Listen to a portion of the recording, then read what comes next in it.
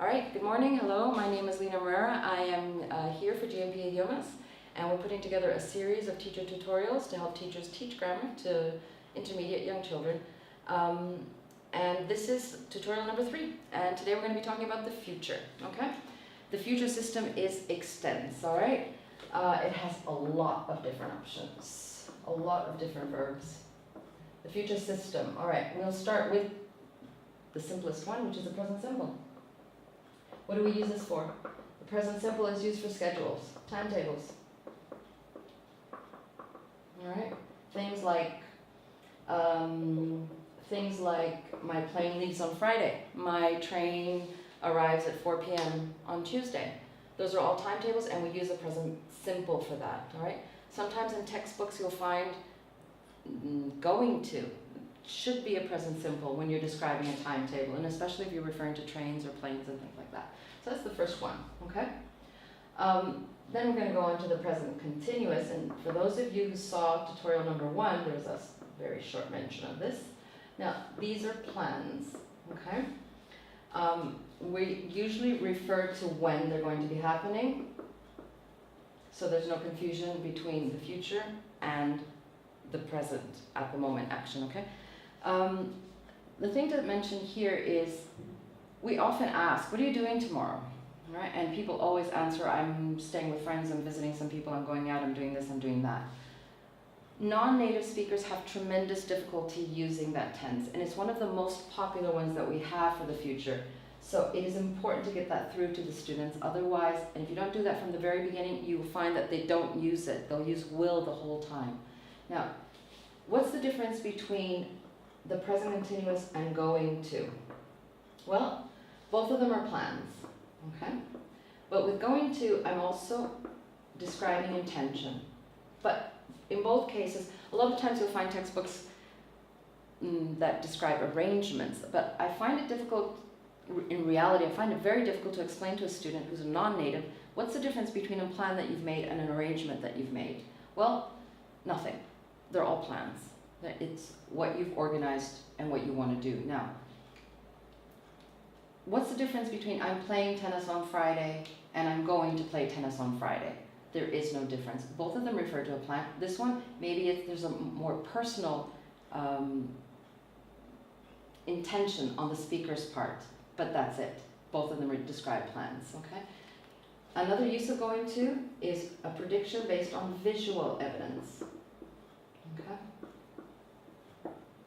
What does this mean? It means that there's visual. You're looking at black clouds, or something like, look at those clouds. What do you say? It's going to rain. You wouldn't say, it's raining. That would lead to confusion. It's going to rain. Or there's somebody on a desk and the desk is wobbling. Oh, he's going to fall. So a prediction based on something that you can see, right? If it's not visual, then you wouldn't be using the going to, you would be using a different tense, all right? You might be using will, right? Which is the next tense. Will is a lot of things. It's used for a variety of situations, all right? The most common, I guess, would be predictions or spontaneous decisions.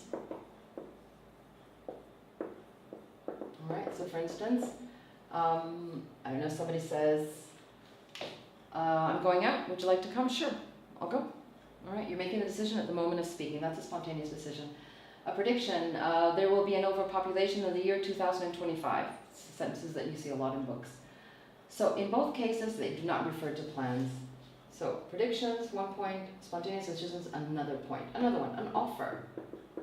All right, let's say that someone says, oh, I'm hungry. Well, I'll get you a sandwich. That's an offer. What about a request? Will you do me a favor? Another use of will. A threat, stop that or I'll call the police. A promise. All right, I'll do that for you this weekend, okay? These two are often confused, okay? We use will to describe characteristic behavior. What does that mean? Well, let's say my grandfather comes home, he will throw his jacket on the couch, he will lay down and he will sleep for 3 hours. Characteristic, typical behavior that repeats itself. That's also with will, all right? Just one comment, that oftentimes the will is what we use to describe this, but what's the past of will? The past of will is would.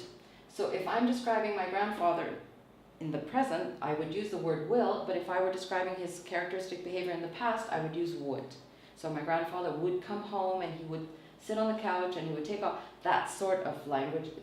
So the will, the past of this is would. All right, just so sometimes you see this and you don't know where it's coming from, and that's where it's coming from, all right? So we've got offers, requests, threats, promises, and describe characteristic behavior. We also use it with certain words. Like what words? Like, I will definitely go. Okay? Careful with this in the negative. I will probably go. Another word we would use with will. But if it were negative, probably is I probably won't go. Okay? So, certain words like I'm sure I will. Okay. Certain words that usually take will. I doubt I will, I hope I will. I doubt, I will, and there are more. So, everything but the future. Okay?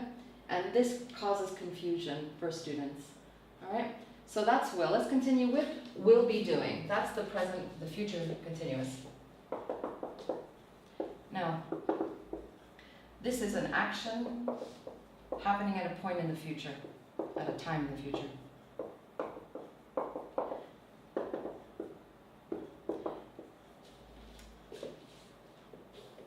But I want to draw attention to this tense. Let's see. This one, and this one. They're all very similar, okay? When I use this tense, I'm talking about the actual, the plan, the action. Here, it's the intention of doing this action.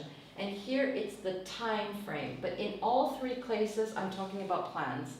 Now, let's say, what are you doing on Monday? On Monday, I will be having a meeting, all right? Monday morning. So here, I'm looking at, what's the most important thing here? The time. What's the most important thing here? The plan, the action itself. And here, the intention. So they're all very linked, aren't they? Oftentimes, students can't distinguish. The reason is because they don't understand aspect. What the speaker is coming from, that's the tense he uses. If he wants to describe the action, he's using the present continuous. If he wants to describe the intention, he's going to use going to. And if he wants to describe the time frame and what's happening in that time frame, he will be using a future continuous, okay? So this is, for instance, I will be lying on the beach. I will be lying on the beach this time next Monday. Wish it were true. All right. So here, this is a plan. But what I'm doing is that I'm saying that next Monday, this action will be happening. So they're all very connected and oftentimes confused, okay? Last one that we're going to be talking about is the future perfect. All right, I'm just going to erase this so that you can see. Okay. The future perfect